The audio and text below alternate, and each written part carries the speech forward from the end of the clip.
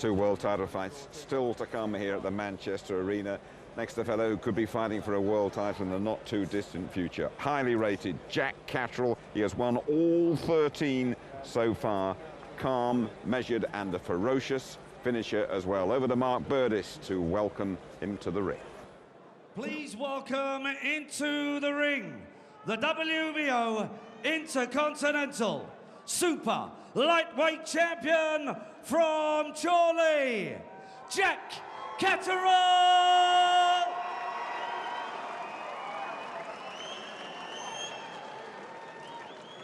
Jack Catterall, 22 years old, making his ring entrance here at the Manchester Arena. Young in years, but in fighting terms, kind of mature beyond those years. From Chorley, trained by Lee Beard, and always looks so composed. For a young lad, he seems remarkably free of nerves. Well, that's what happens when you're a talent, and you know you're a talent, especially when you start getting some good wins under your belt. You start to believe in yourself so much that all of a sudden those nerves go out the window. You harness that nervous energy into thinking, I can't wait to get in there and show people how good I am. And that's where Jack's at the moment. He believes that he is going to be a world champion, and he's on the right track. Well, may well do. He's had good experience sparring on the other side of the Atlantic. More about that later. And he's had 3 wins this year. Can he make it 4 out of 4? Here's Mark Burdiss. Ladies and gentlemen, Frank Warren for Queensbury Promotions, sponsored by Coral and Raynham Steel, proudly presents 10 3-minute rounds for the WBO Intercontinental Super Lightweight Championship. Your officials are appointed by the World Boxing Organization, and your 3 scoring judges at ringside are Mr. Zoltan Anyidi of Hungary, Mr. Steve Gray of the UK, and Mr. Marcus McDonnell of the UK. Your WBO supervisor is Jose Izquierdo, and your steward is Mr. Alistair Hayes of the UK. Jose Izquierdo is of Puerto Rico. Your timekeeper at the bell is Barry Pinder, and when the action begins, your referee in charge is Mr. Phil Edwards of the UK. And now to introduce the contestants. Firstly, fighting out of the red corner stands the challenger, a man with a record that reads 15 wins with 12 KOs and 2 losses and a draw to his name.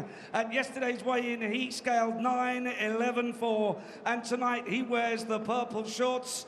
Ladies and gentlemen, please welcome from Sinaloa, Mexico, Noe Nunez Rodriguez. And across the ring in the blue corner stands a man with an unbeaten record of 13 wins with 8 KOs to his name. At yesterday's weigh-in, he scaled 10 stone. And tonight, he wears the blue and silver shorts. Please welcome the WBO Intercontinental Super Lightweight Champion from Chorley, Jack Catterall. Your referee, Mr. Phil Edwards, will now give his final instructions to both boxers. You've had your instructions to the dressing room. You know what I expect of you. Remember, defend yourselves at all times. Touch gloves, good luck. 10 threes for the WBO Intercontinental Super Lightweight Championship.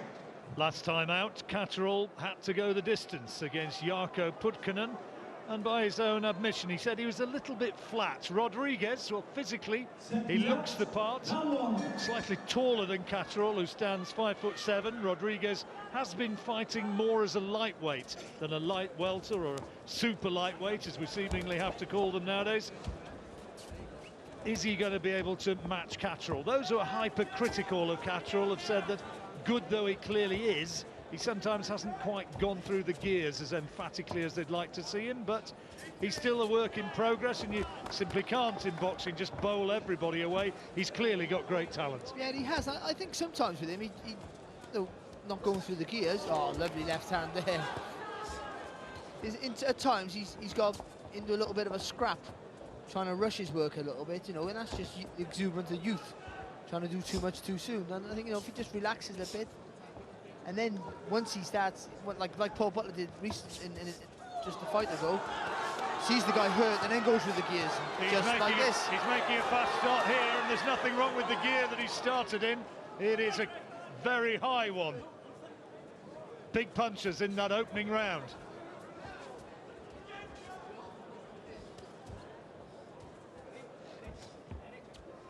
Catterall, Frank Warren believes, and he's shaped a few stars in his time, he believes he is very much a new northern star in the making. This Rodriguez is just begging for an uppercut. Tend to hang his chin out, doesn't he, and leans in when he throws his punch. He leans. He's a nice tall guy. Because he leans in, he gets no extra distance on his punches. You've got to turn from the waist, you've got to turn from the core. Make those punches nice and long, so you're punching from further out, but in a safer position. He leans forward, he gets his front foot too close, allowing Catterall to counter him with ease. 2 wins and a loss this year, Rodriguez. The loss against a prospect who now has an undefeated record. That's a solid left hand, looking for that uppercut there. Rodriguez takes it though and comes back and throws a couple of his own. Heads clashing there as well. Oh, it's a good left hand there from Rodriguez, right through the guard of Catterall. Is there any such thing as a Mexican who's not tough? We've seen a fair few over the years.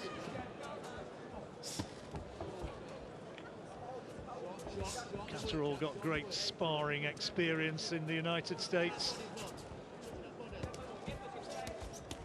Good little body shot there from Rodriguez again. Transferring it into the ring. Rodriguez, after being on the receiving end in that opening half of this round, has come back and thrown some decent shots. There's a nice left hand from Catterall as we move into the closing stages of the opener. That was nice from Catterall just a second ago, leaning back and then countering. There's the uppercut, lovely. Oh, good shot from Rodriguez though, great right hand, and Catterall just has to hold on. That was a really good, solid right hand from Rodriguez. Caught Catterall fairly flush, and he knew about it. Do you know what? In many ways, he deserved that, because he switched off. He switched off in the pocket. So, I mean, this is the good assault here from Catterall. So all of a sudden, we saw him going through the gears and being nice and relaxed, but as soon as he knew he landed with a good shot, he then rattled off with his punches. There's that uppercut. See, he just switched off. He wasn't even looking at the target there. You never switch off when you're in the pocket. When you're in range, you've got to never switch off. That's where your footwork going to get you out the distance, and then you can maybe switch off for half a second and regroup. And Rodriguez, with 12 stoppage wins in his 15, clearly somebody who can clip fairly smartly. Yeah, and whatever level that's at, he obviously can throw a meaty punch. So you've got to be aware. But Catterall's got this in the back. You've already seen the difference in quality.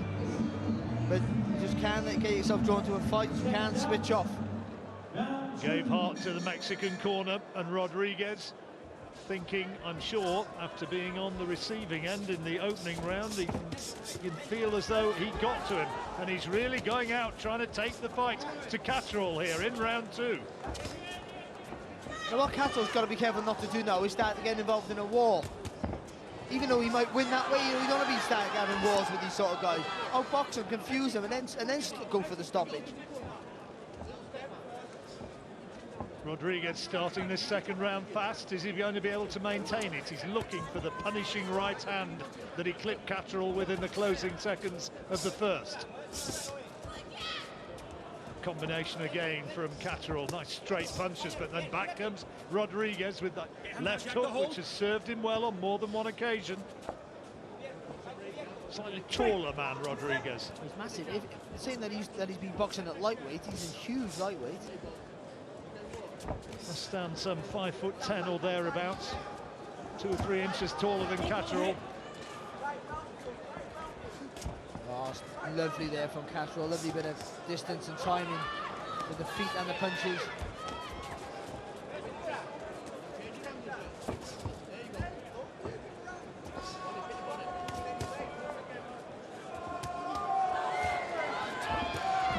Catterall taking a few too many of those right hands for comfort though, and again Rodriguez taking heart, and he's really looking to unload when he gets into the range.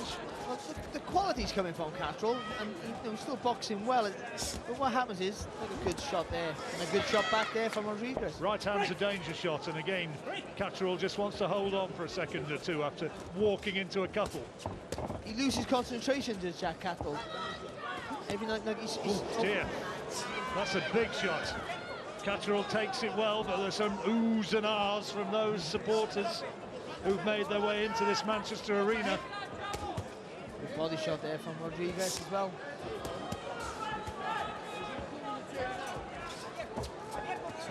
Rodriguez landing again and forcing him back with big right hands. Catterall's got a bit of trouble here in the second. He needs a solid jab to keep this fella away. Just pawing with it a little. Well, he's pawing with it because he's trying to set the guy up with the left hand, whether it be an uppercut or a straight left, but I think he needs a solid jab just to stop this fella in his tracks. Rodriguez has taken heart, senses that after a fairly torrid opening minute that things have changed a little bit, and he's very much in this fight. Caught Catterall several occasions in this round with solid right hands. Catterall off target with that combination, but then a left hand does get through. Rodriguez goes back to his corner with a bit of belief. Yeah, and I think he might have stolen that round as well, John. I think, you know, the heavier punches come from Rodriguez. I think Catterall had a good start and rallied off with some good combinations, but then sort of switched off again. I think that's a little bit of a problem of his. He just switches off. It's a nice little combination there. The uppercut was blocked, but the right hook got through. But then he just switches off, gets caught with silly shots there. You know, that could be that. You know, switching off in them situations could cost you the fight. Came from way back as well, didn't it? It wasn't exactly a cute punch. No, it's not. And someone of Catterall's quality should see those punches coming.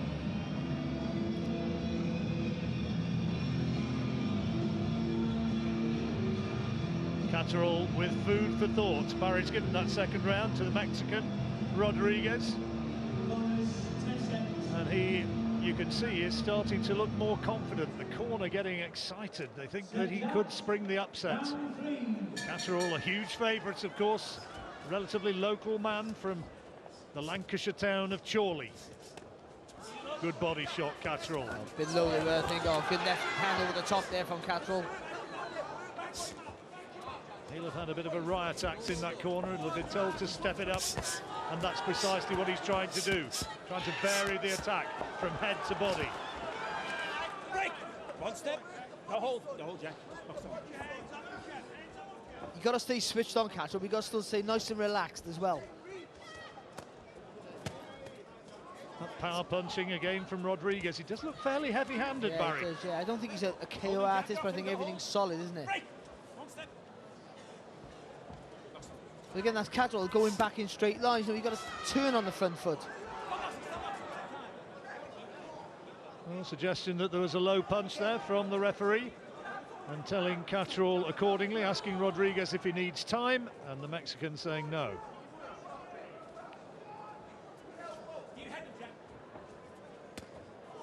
Shot. And again. That'll make his ears buzz a bit. Landed fairly flush around the right ear of Rodriguez. Got to spin off those ropes now, Jack Catterall.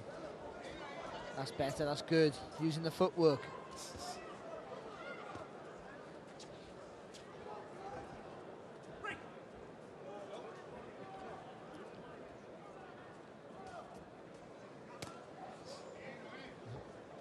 Solid looking left hand, solid looking hooks again from Rodriguez, and then two more which just go through thin air.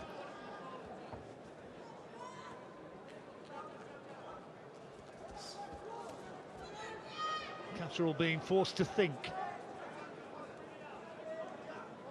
Just gotta, if Catterall keeps our concentration switched on, then this fight is, even though it might be a physically tough fight, it's an easy thing. He can win this fight quite comfortable.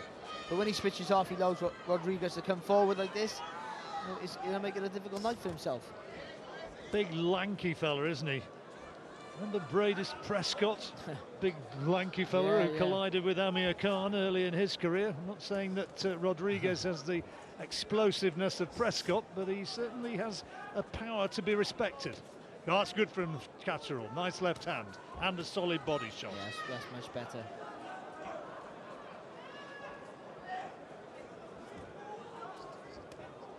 It's good work there from Catterall. Oh, he takes a right hand though again. That's better. Throw your punches. He dipped his legs there, span off to the right. Catterall just looking as though he's breathing a bit heavily here in this third round. Good Crowd excited as he bullies his man back across onto the ropes, and here comes another big attack. Referee's looking. Needs to see something back from Rodriguez, and it's all over as Rodriguez sinks down when he got the opportunity. My goodness, he took it, and Rodriguez is still on the floor. He gets up to his feet now, but when the big attack came, Catterall sensed the opportunity and took his man out. Great finish, wasn't it? Great finish from, let's be honest, he looked good in the first round with Catterall. The second round, he just seemed to totally switch off. But then, obviously, got a bit of a 10-off in the corner, came back in that third round, nice switched on, boxed his way into a nice position, didn't rush his work, didn't panic, boxed his way into a nice position, and the finish, the volley of punches to finish it was brilliant. That was really impressive when the end came. That was a win that was expected, and he should have got the win, but the stoppage was a good stoppage. That was, on paper, that's a very good stoppage, that is. And you have to bear in mind, as you watch this and you watch the stoppage when it comes, that's absolutely right, because he's going down, and he was taking unanswered headshots, and a lot of them. But this is on the back of a really good second round for Rodriguez. Yeah, he did, but I think it was a good second round, because I think it was to do with more Catterall not doing stuff than Rodriguez having the quality to produce the work. In many ways, I think Catterall, with his just switching off and volunteering himself back to the ropes, give Rodriguez a little bit of encouragement and a little bit more impetus to want to go forward and want to fire those right hands in. He's a really good young fighter. We like the look of this fella, Jack Catterall, very much indeed. Just 22 years old. That's only his 14th professional fight, making his way across to make sure that Nunez Rodriguez is okay and no lasting damage done. But winner he is, and now we hear the words to confirm that from Mark Burdis. Ladies and gentlemen, at 2:58 of the third round, your referee has stopped the contest. He deemed Nunez Rodriguez was in no position to continue. The winner, and still the WBO Intercontinental Super Lightweight Champion from Chorley, Jack Catterall! 14 out of 14 for the gallant Noah Nunez for Jack Catterall.